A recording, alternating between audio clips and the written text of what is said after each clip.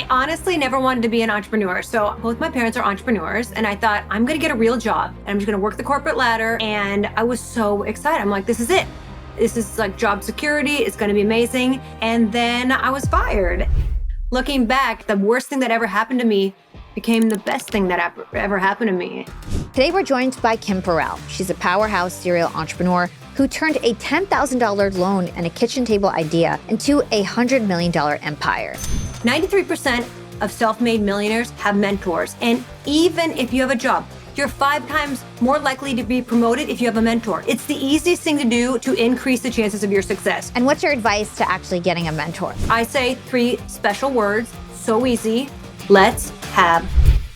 Everyone can have a good idea. I get pitched ideas all the time, but taking that idea and making it a reality is so difficult. What are some of the things that entrepreneurs get wrong about execution? I've found that there's 5 key traits in order to master execution. And the first one is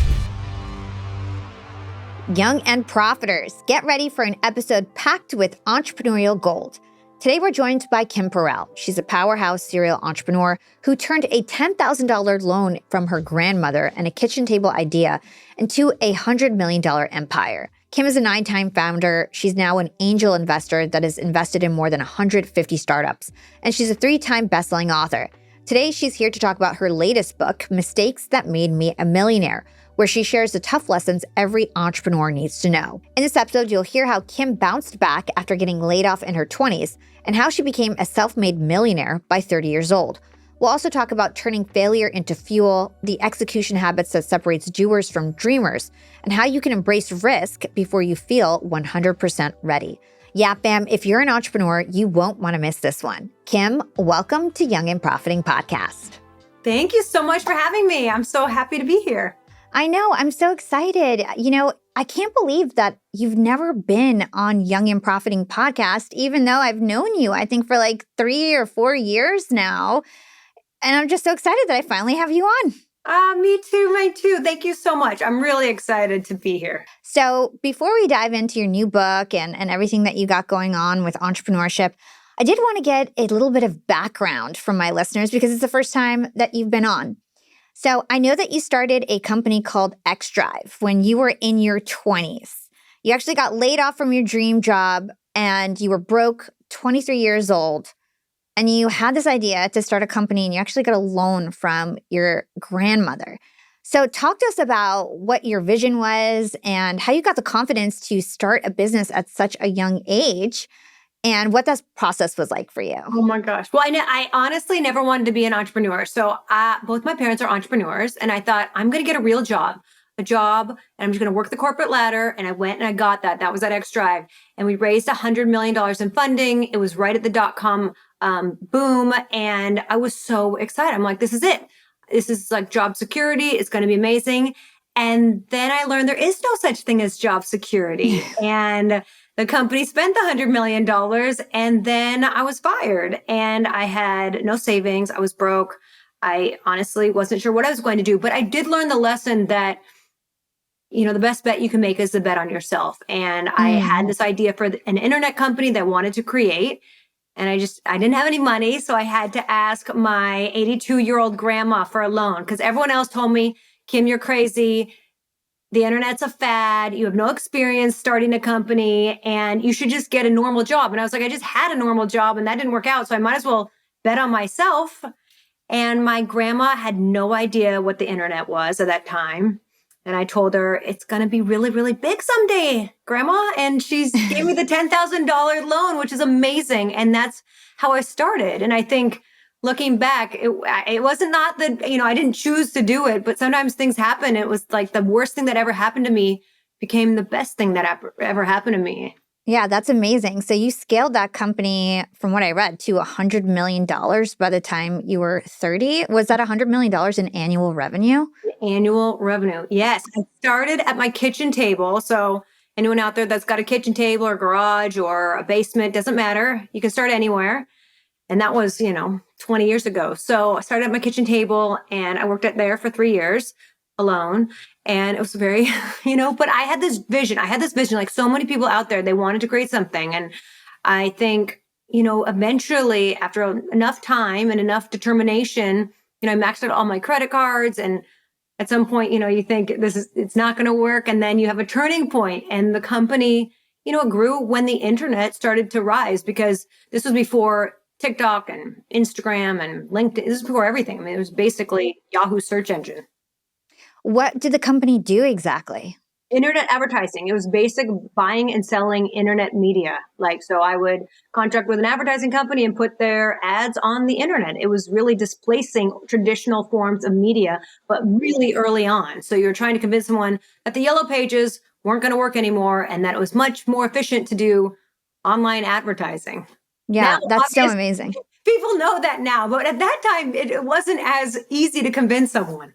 Yeah, it was kind of groundbreaking technology that you were working on because people weren't familiar with it, and you got in really early and became one of the biggest companies to do it. So did you spoil your grandma for believing in you? How did grandma make out of all of this? I sold that company in 2008. So that was the first company I sold. So yes, I went and knocked on her door and I was like, Grandma, got something I had to tell you. And she's like, what is going on?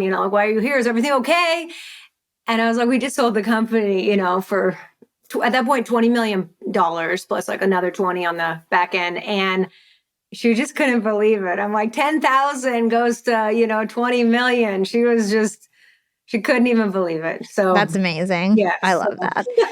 Go grandma, best angel investor there is, right? I know. Everybody just, knock on grandma's door if you've got that business idea. So for all the, 30 somethings out there tuning in, I think it's quite an ambitious goal to get a company that's $100 million in revenue by the time you're 30 years old. I don't even know if that's really a possibility for most people out there. But if we were trying to get a company to scale to 100 million, whether we're 20 years old, 30 years old, 40 years old, what is your best insight in terms of how to actually do that?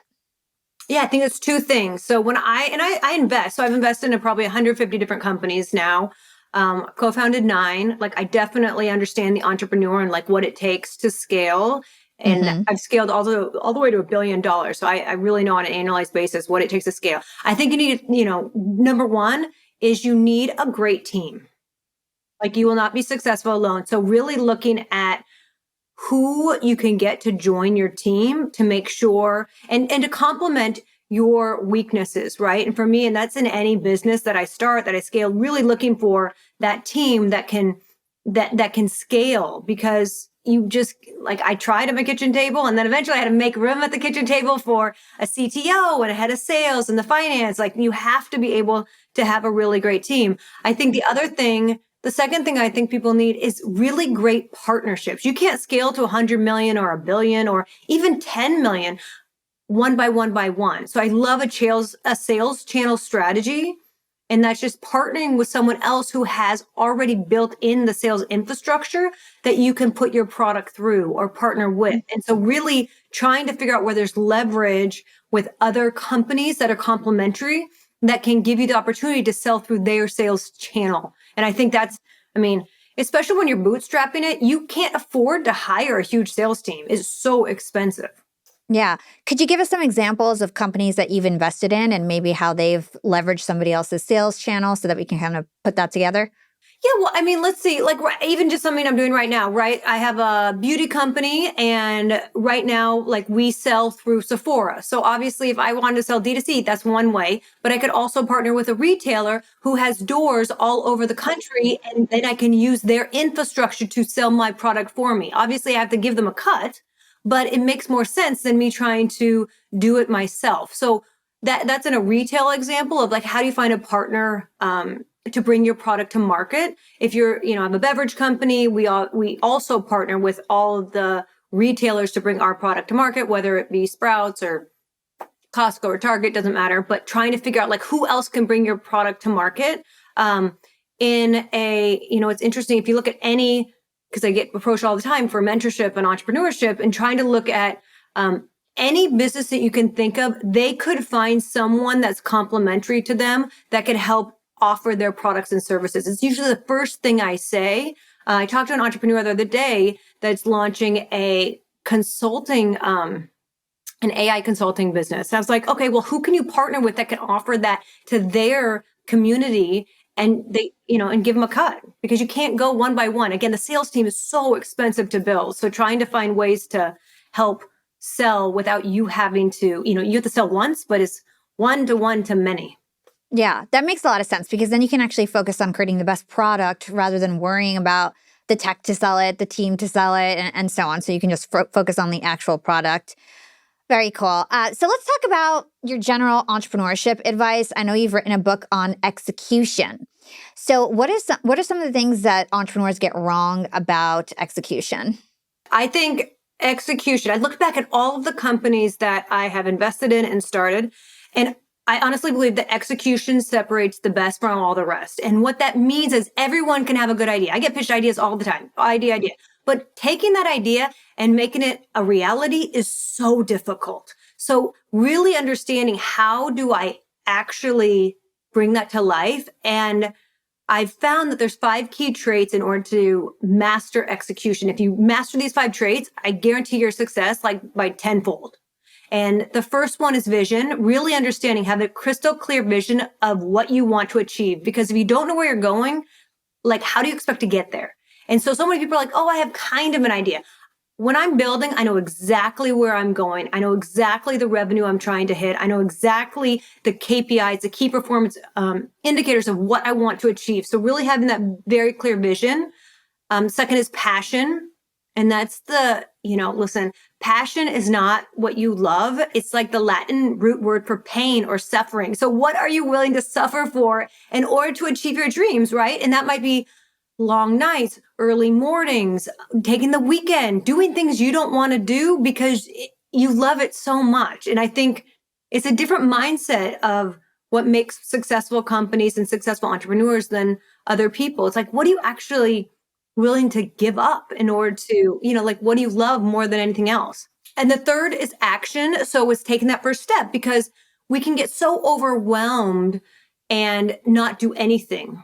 And I think, I've experienced this before. And I don't know about you, Hala, but just analysis paralysis. You just keep overthinking things and never move forward. So learning to take that first step and making that, taking that first action.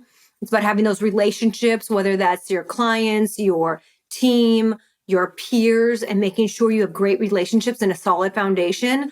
And then it's about resilience, because everything's going to go wrong all the time. And so how do you make sure that you have enough tenacity and grit to keep moving forward after you hit setbacks and roadblocks and dead ends? Because it's going to happen. It's inevitable. And if you can master these 5 traits, you will be able to achieve success.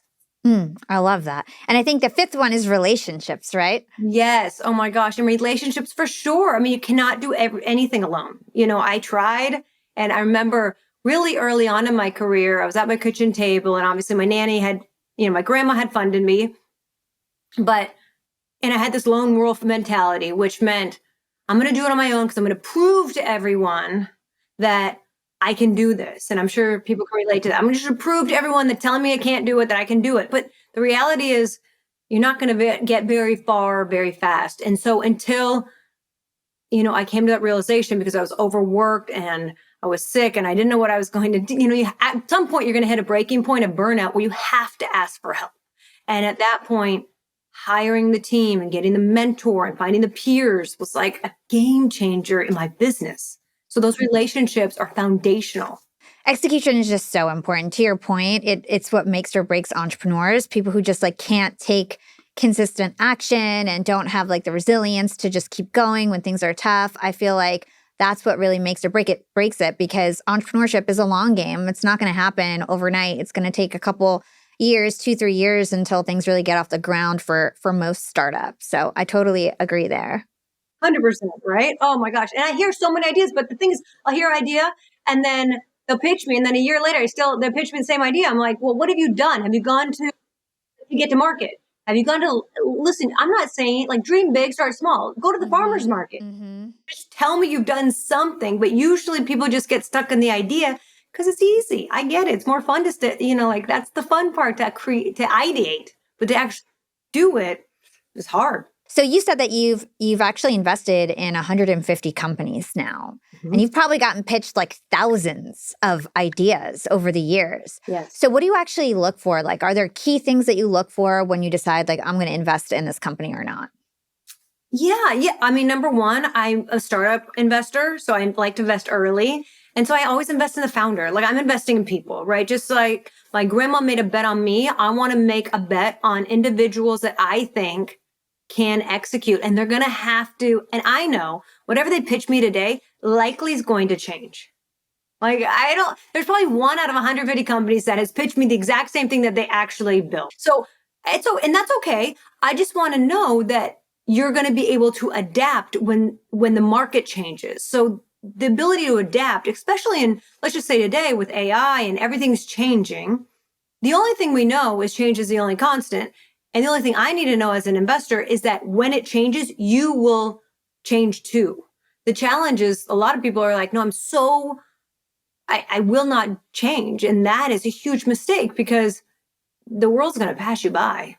Yeah, you've got to be adaptable. I noticed that you also invest in a lot of like influencers. So you've partnered with Jay Shetty. You've got like, I think Willow, her name is the model. So what is it about influencers that make you excited? I love their huge microphone. And I think they've got their own media channel, which has been really amazing. So, and I also think, I mean, I really look for investing in, obviously I love investing in women founders, underrepresented founders, and people that are authentic. Like it's really important, especially in like a celebrity type partnership, making sure the authenticity of the founder is truly why they wanted to create it. So in my partnership with Jay, we created a tea. It makes sense. I mean, he doesn't drink. He grew up drinking tea. He associates tea with like love. Okay, well, that's awesome. You know, can we disrupt? Because I always look for opportunities where I can disrupt. Can we disrupt the tea market, right? And so, yeah, like the tea market hasn't been disrupted in hundreds of years. Why don't we make a cool, fun, functional tea that can be that's not your grandma's tea, right? And that's what we created. And I think it's really authentic to him, which is really important because authenticity matters. I read that you started doing AI product launches. And so I'm curious to understand, like, what does that even mean? And what's the difference between an AI product launch and a regular product launch? Well, it's a predictive intelligence. So we're using data to decide, like in the case of a tea or in the case of a beauty product, we can see what's trending. We can use data to make informed decisions on what will be a success in market. And that's what we're using. It's really intelligence platform. So using data and intelligence and analytics to make decisions. And I think it's really, I think making sure you're making data-driven decisions is so important. I mean, I come from a tech background, so it makes sense for me to want to, prove it with data, and making, data-driven decisions is so much easier for me as a investor to invest in because you're showing me the data. For me, I love a good idea, but again, substantiate it with the actual data. And then I'm much more likely to invest. Yeah, that makes total sense. So you've got a new book and it's called Mistakes That Made Me a Millionaire. And there's 10 mistakes that you highlight. Is there a mistake that you want to cover with us in terms of what we need to know as entrepreneurs tuning in?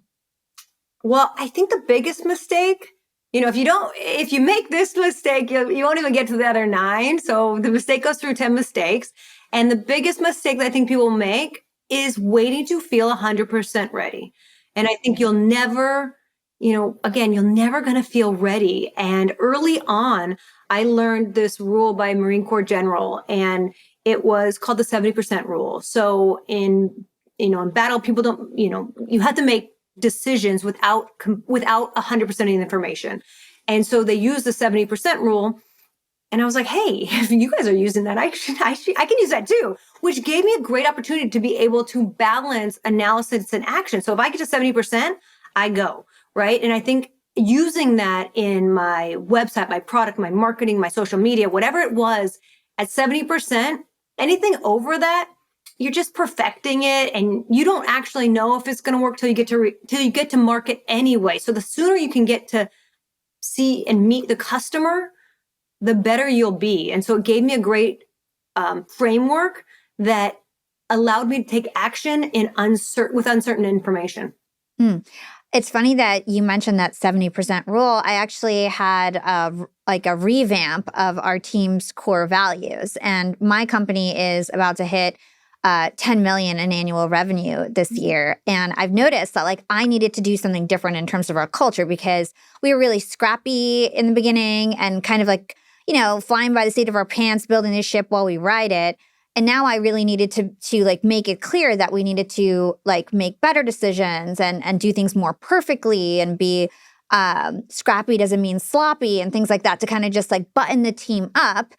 And one of the things that I put out was this 70% decision-making framework. Basically, in order to keep the team still moving, even though I'm putting all this quality criteria on everything, if you think you're 70% right, just go for it. We can still make some mistakes. If you feel 70% for sure you should do this, then just move forward. But if you're not sure, that's when you got to check in with your manager and so on, and get to that 70%. So it's really, really good guidance, even for teams in terms of their decision making.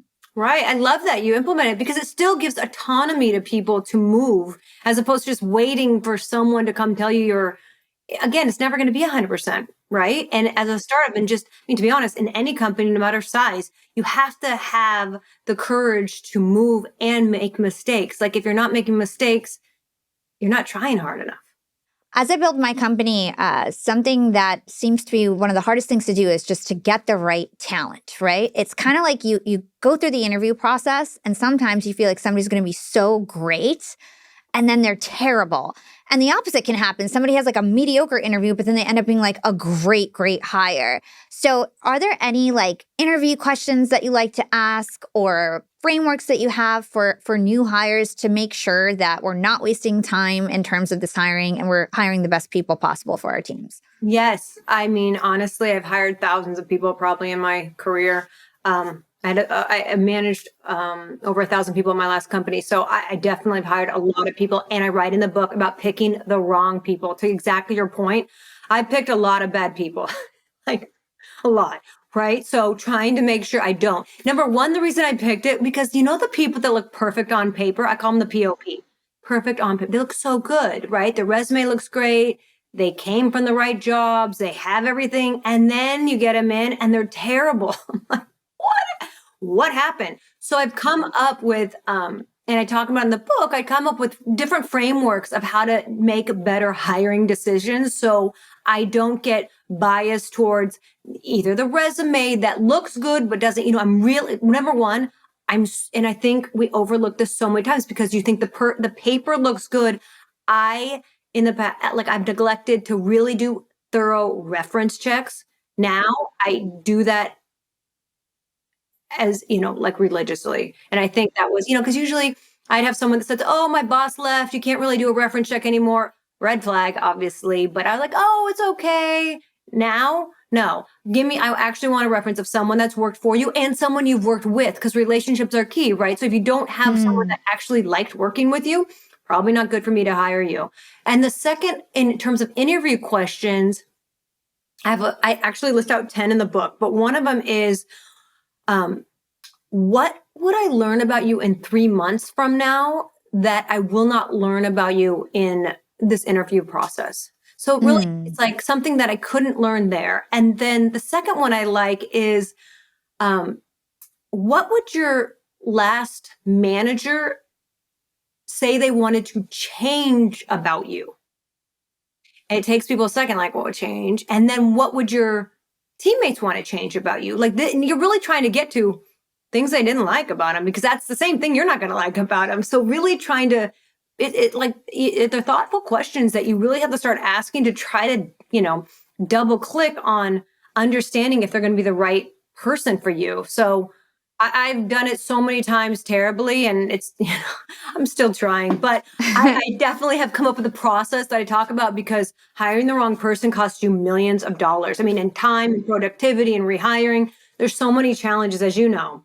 But if you get the right people, game changer, I right? know. It's like basically sometimes 2 or 3 employees in one person in terms of their output if you get a really great talent in the door. Are there any like red flags where if somebody does this in the interview process, like that's it, no more interviews? Oh my gosh. You know, I definitely could tell you for investing. So if I put my investor hat on, that's how you Yeah, go yeah. hiring. Investing, if you come in and you say in year 5, it's a hockey stick and we're going to make, a ton of EBITDA and wild growth. I know you have no idea what you're talking about. I don't know why people do that all the time. They want to show like, oh, eventually you're going to, Like it's like this perfect plan that's just going to happen. we're going to be hugely profitable and tons of growth in year 5, but you're investing in 1. It's like, I want to see what is the actual plan. So when someone shows me their pitch deck and that's the hockey stick, I actually like pass. So that's in hiring, I would say. What about like personality? Is there something about somebody's personality that you look for? Ego. If you have a huge ego, I definitely do not hire you. Like I want a team player. I don't need, I need an all-star team. I don't need an all-star player. So I want someone, and I think it reflects the values, what you were saying, Hala. And every one of my companies, I have very clear values.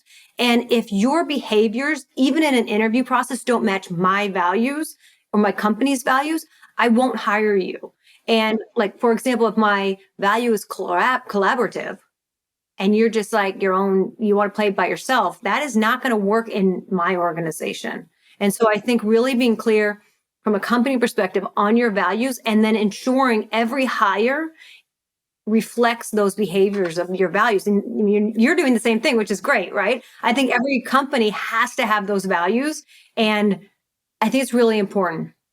So we've implemented a new hiring process because we're trying to just get like the best talent in the door possible.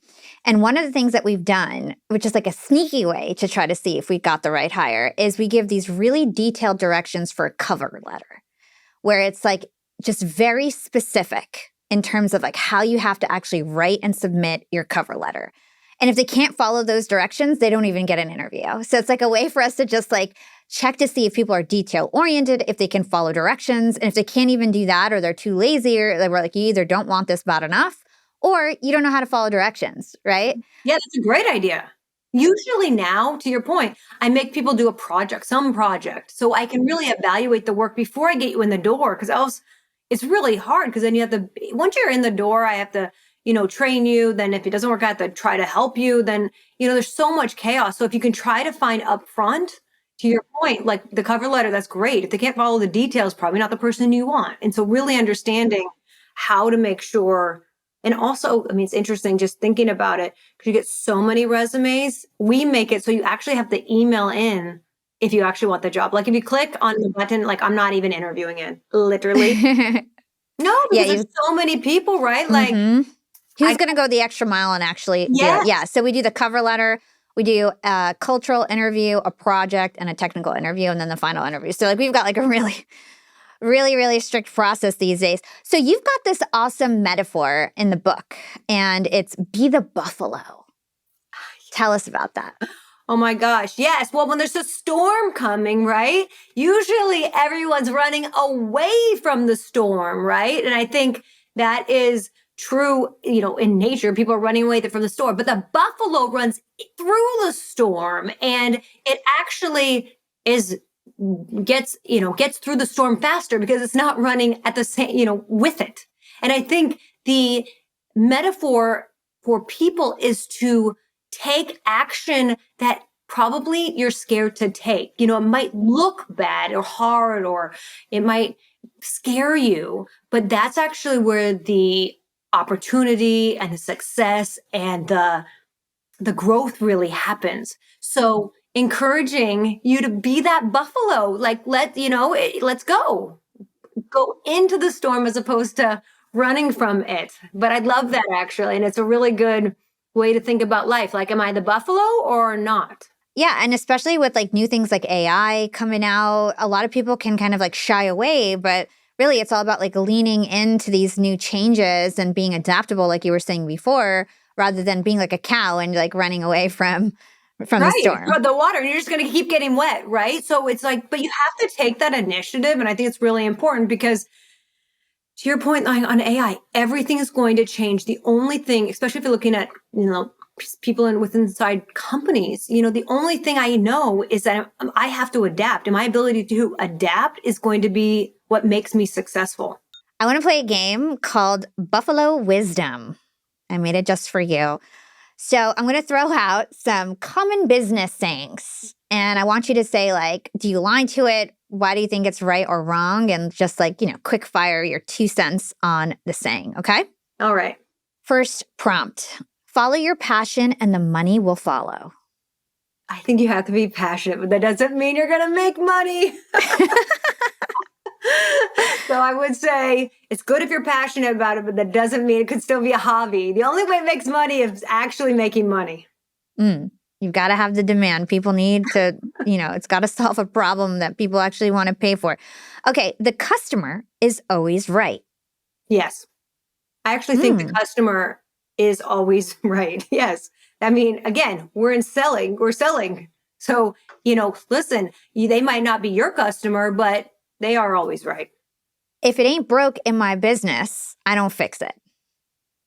I'm usually, it depends. If you're firefighting, I would say, let's focus on actually what needs the most improvement. But there's always opportunities to improve. Like I'm constantly trying to level up every area of my business, every area of my product, packaging. So constant improvement before you need to is really important. Yeah, or else you could get disrupted because you were just, sitting on your laurels. Okay, fake it till you make it. Oh, love that. Yes, fake it till you make it, 100%. Why? I mean, I did that my whole life. I don't know. I was 23. I had no idea what I was doing. But, I showed up with tenacity and like confidence. And I think, listen, your confidence in yourself has to be greater than anyone else's doubt in you. And if you don't believe in yourself, who else is going to? So fake it till you make it. Timing is everything. Wait till the perfect moment. I think timing matters a lot, but I also would not wait. So, timing does matter in terms of like the grand outcome and success, but I think you should not wait to the perfect moment. You should wait till you're 70% and then go. Okay, last one. Business is not personal. Oh, chapter 10. Business is always personal. That is the number 10 biggest mistake. Business is personal. And I think after, 20 years in business and having a lot of companies, it's always personal. And if anyone tells you otherwise, that's a lie. I know that related to that, you've got this I Care framework. Can you tell us about that?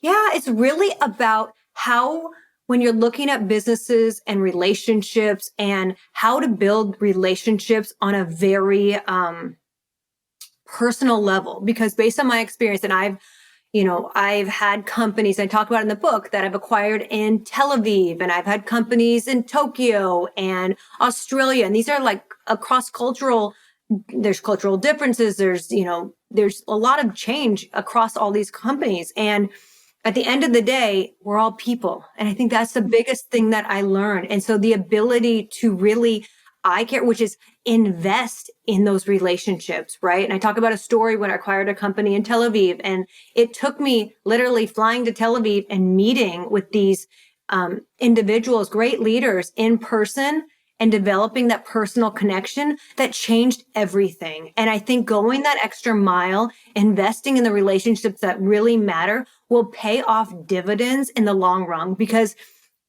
it takes time to build trust. And so you're always looking for in business, how do I speed up that time? How do I make it so we can develop that foundation of trust faster? So when I leave and I go back to California and you're still here, you trust I will look out in your best interest. And so in the book, I talk about this framework, the I Care framework that starts with investing time, and then really understanding how can I deepen these relationships? Because most of them, it's interesting. Like when I look back, most of my companies and the people I invested, I'm investing in people that work for me. I mean, it's amazing, right? So people that work for me over time, like if you leave and you work for me, you should go get and start your own company and I will be the first one to fund it. Like I love the entrepreneur. Like I'm here to help, other people rise. But it's about relationships. It's about trust. It's about knowing that, you trust me, I trust you. And like, we will be a great team. I cannot underemphasize that. I'm sure, Hala, you've seen that as well.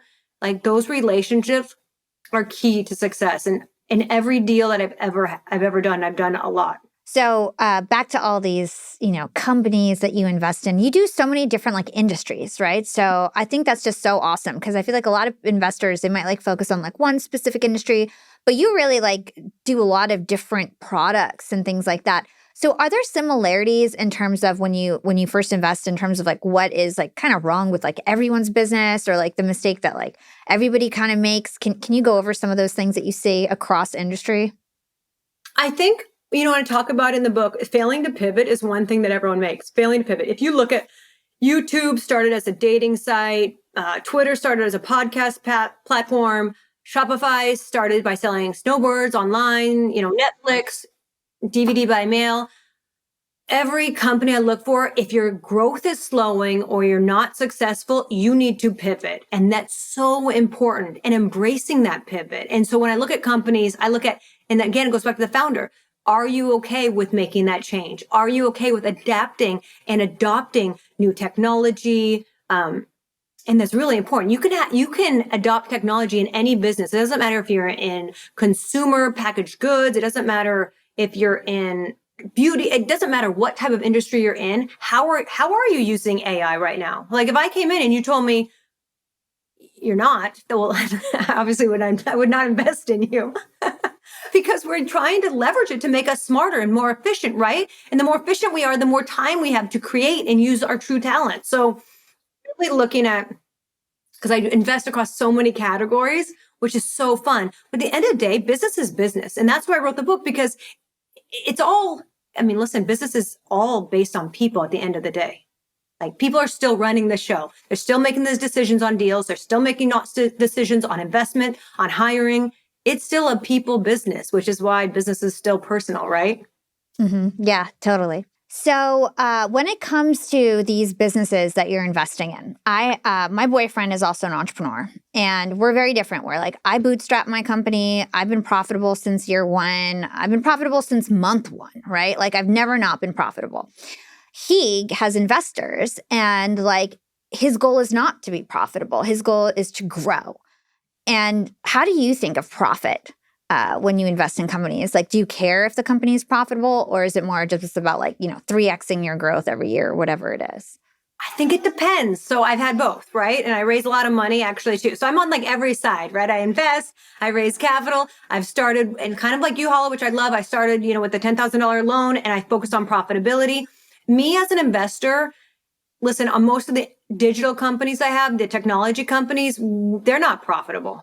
Like they're not profitable at all. And I think that's probably, when you look at, and that's okay, because I'm an investor and I know there is a path to profitability. So as long as you can show me your path to profitability, regardless of industry, regardless of company, I'm okay with that.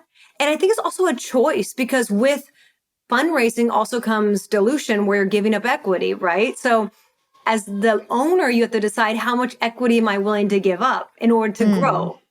There's so many different choices you have to make, but as long as there is a path to profitability, I'm good with that. If there's no path to profitability ever, I'm definitely out. If you say profit, I love it. You showed up and you're like, hey, I have a profitable business.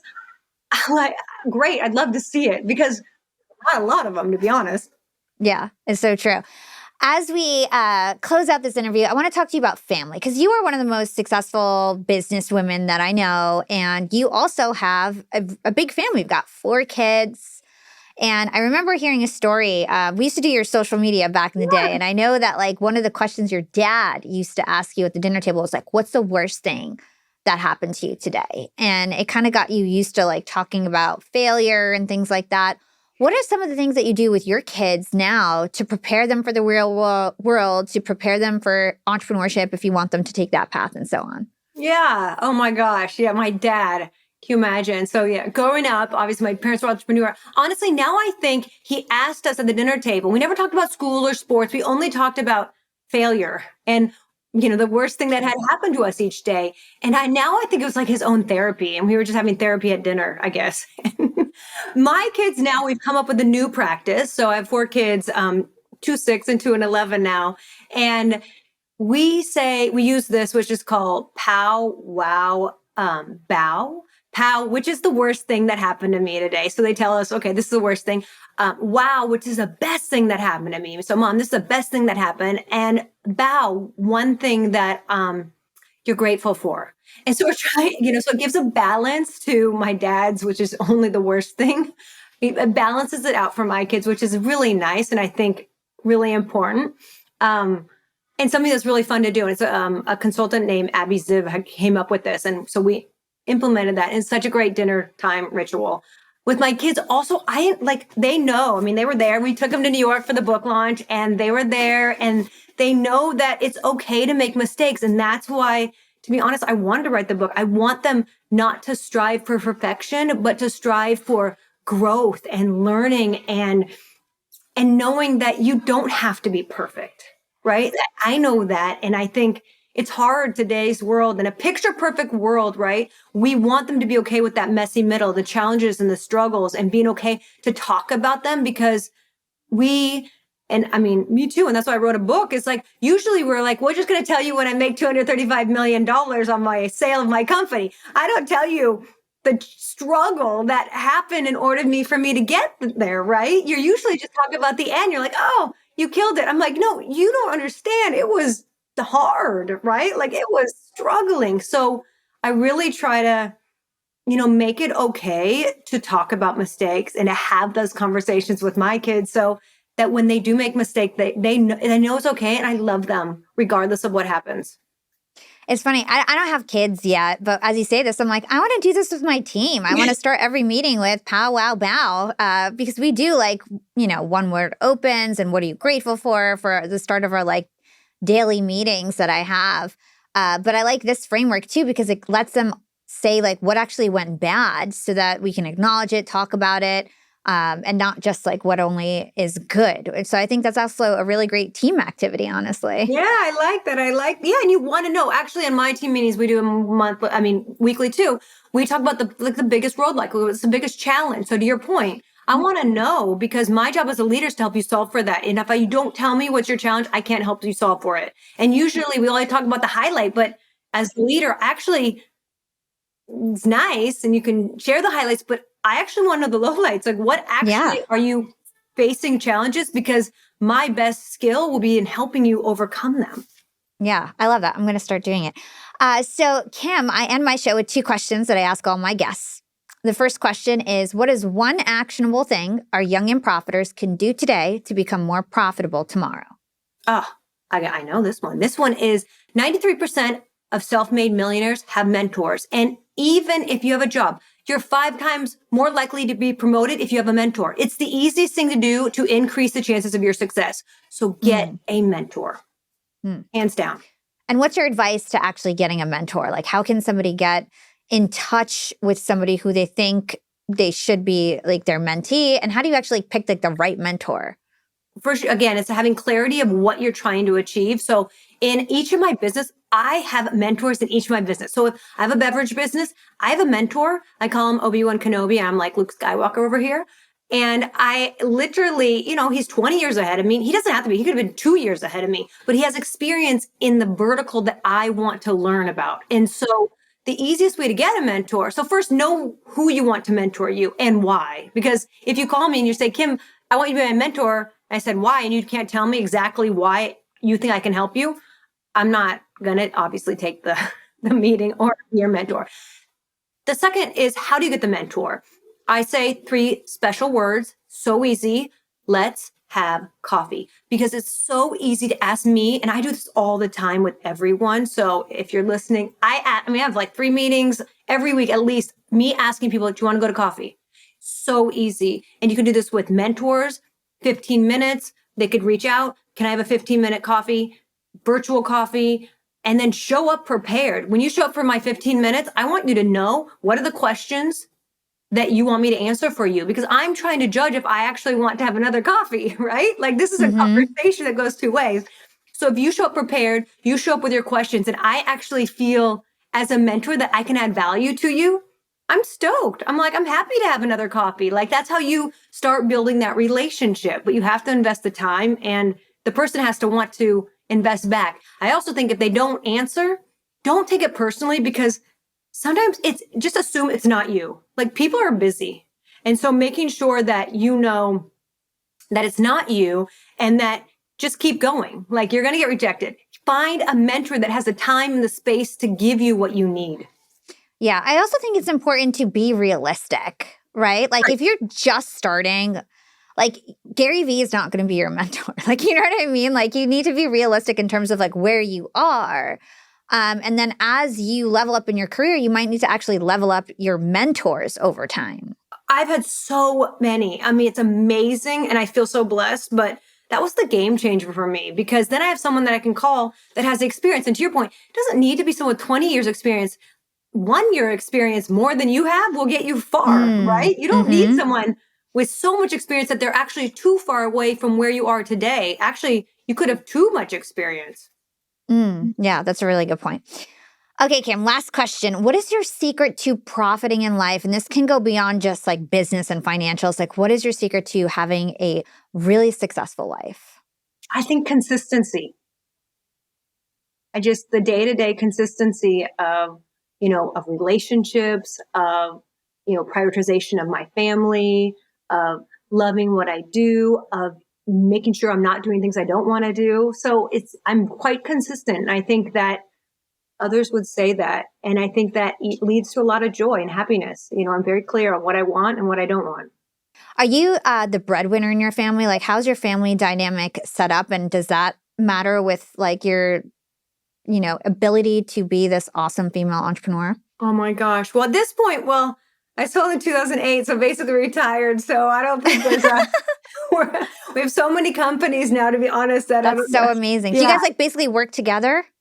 Well, yeah. I mean, now we do a lot of investment. Like I'm still operational because it's fun and I sit on a lot of boards, but we're not doing it for like the money, which is an amazing place to be at. Like we're doing it for the love of the game. And I think that's a different place to be. But my husband is incredible. And I think I could not have done this without him.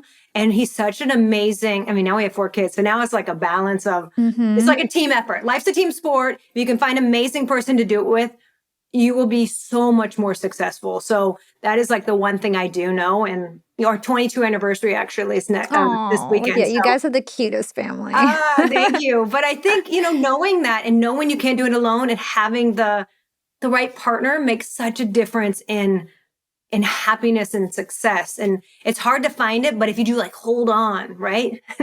And know, like I also think being really grateful for what you have, even though it's like there's differences, right? Yeah. Well, Kim, this was such an awesome interview. I feel like people are going to learn so much from your entrepreneurship wisdom and advice. Thank you so much for joining us on Young and Profiting Podcast. Oh, thank you so much for having me. I loved it. I have to say, I had such a great conversation with Kim. This conversation was long overdue, and I learned so much from her. Kim is one of those female entrepreneurs that I greatly look up to, and she had so much wisdom to give about entrepreneurship. And one thing that really stood out to me is Kim's clear belief that execution is the real secret of success. It's what separates dreamers from doers, and she broke execution down into 5 traits: vision, passion, action, resilience, and relationships. I want you to think about which one comes most naturally to you and which one of these traits you need to really work on, that you still need more growth. Because Kim made it clear, when you master these 5 traits, you massively increase your odds of winning in business and in life. So how are you going to execute better? Another powerful insight was mistake number 1 from her book, waiting until you feel 100% ready. Kim reminded us that if you wait for perfection, you're just going to wait forever. Instead, apply the 70% rule. When you're about 70% confident, take that leap. That's how you avoid analysis paralysis and actually get into the market where real learning happens. I also loved Kim's metaphor of being the buffalo. When the storm rolls in, most people just run away. Buffaloes charge straight into the storm and get through it faster. That's such a powerful way to reframe any challenges that you encounter, whether it's AI disrupting your industry, market changes, or any personal setbacks that you have. The people who succeed are the ones who are willing to face the storm head on. You've got to charge into the storm and be the buffalo. If you want to dive even deeper into Kim's hard-won lessons, make sure you grab her new book, Mistakes That Made Me a Millionaire. It's packed with the kind of insights we covered today and so much more. Thanks for listening to this episode of Young and Profiting. If you listened, learned, and profited from this conversation and you feel like somebody else needs to hear this entrepreneurship advice, then share it with somebody who you think will find it valuable. And if you did enjoy this show and you learned something new, then take a couple minutes to drop us a review on Apple Podcasts, CastBox, Spotify, or wherever you listen to this show. We love a good review. I read my reviews every single day, and it keeps us motivated to keep putting out great content like this every single week. If you want to watch this podcast on video, you can, of course, find us on YouTube. All of our episodes are published on there. Just look up Young and Profiting. If you want to connect with me personally, you can find me on LinkedIn. Just search for my name. It's Hala Taha. You can also find me on Instagram at Yap with Hala. And of course, I've always got to shout out my production team at the end of the show. I've got an amazing team at Yap Media. They are all such rock stars. Thank you guys so much for all your hard work. Jareen, thank you for all the amazing scripting that you've been doing lately and the research. Paul, thank you for coordinating our growth programs. Hisham for Khan. Joshua, thank you for all the guest bookings. Nina for leading the team. Maxi for editing. Ravi for your awesome videos. Jaden for publishing on social media. It takes a village to put on this show. So thank you guys so much for all that you do. This is your host, Hala, aka the Podcast Princess, signing off.